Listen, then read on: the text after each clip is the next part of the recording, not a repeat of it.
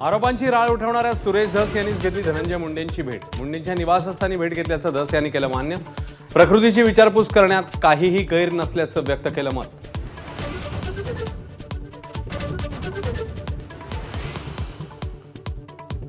धस आणि मुंडे आपल्यासोबत 4.5 तास होते। बावनकुळेंची माहिती, दोघांमध्ये मनभेद नसल्याचा दावा, पण सुरेश धस यांनीच केलं भेटीचं खंडन। वाल्मिक कराडवरून अडचणीत आलेल्या धनंजय मुंडेंना राष्ट्रवादीत बढती, कोर ग्रुपमध्ये समावेश, नाराज भुजबळांची ही वर्णी।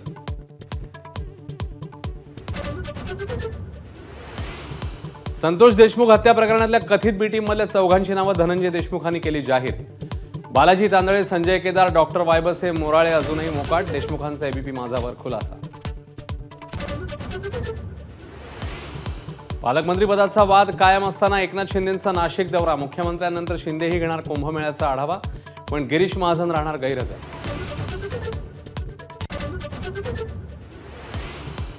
विधान परिषदेच्या विरोधी पक्षनेतेपदावर दावा सांगण्याची काँग्रेसची तयारी, ठाकरेंची शिवसेना विधानसभेचं विरोधी पक्षनेतेपद घेणार असल्यास काँग्रेसची भूमिका।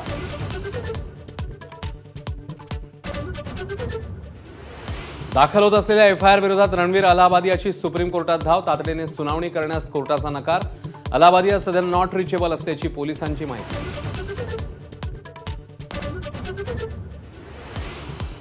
अश्लील भाष्य करणाऱ्या शोची चौकशी करा, मंत्री आशिष शेलारांचे निर्देश। परवानगी न घेता तिकीट विकणाऱ्या शोची ही चौकशी। इंडियाज गॉट लेटेंट निर्लज्ज कांदेपोहे वादाच्या पार्श्वभूमीवर सरकारची खबरदारी।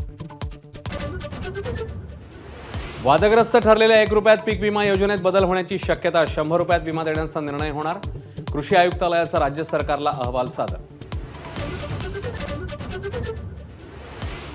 New India cooperative bank limited मुंबईचं संचालक मंडळ बरखास्त, आरबीआयकडनं संचालक मंडळाला दणका, 12 महिन्यांसाठी संचालक मंडळ बरखास्त। बेस्टचे तिकीट दर दुप्पट करण्यासंदर्भात महाव्यवस्थापकांकडनं चाचपणी, बेस्ट उपक्रम तोट्यात असल्यानं भाडेवाढीचा पर्याय।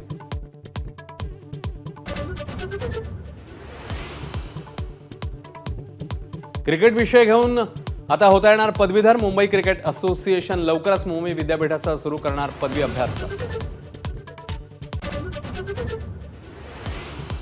युक्रेनमधल्या चेर्नोबिल अणुप्रकल्पावर रशियाचा हल्ला, युक्रेनच्या अध्यक्षांचा दावा, रशियाने केला आरोपांचा इन्कार, हल्ला पूर्वनियोजित असल्याचा व्यक्त केला संशय।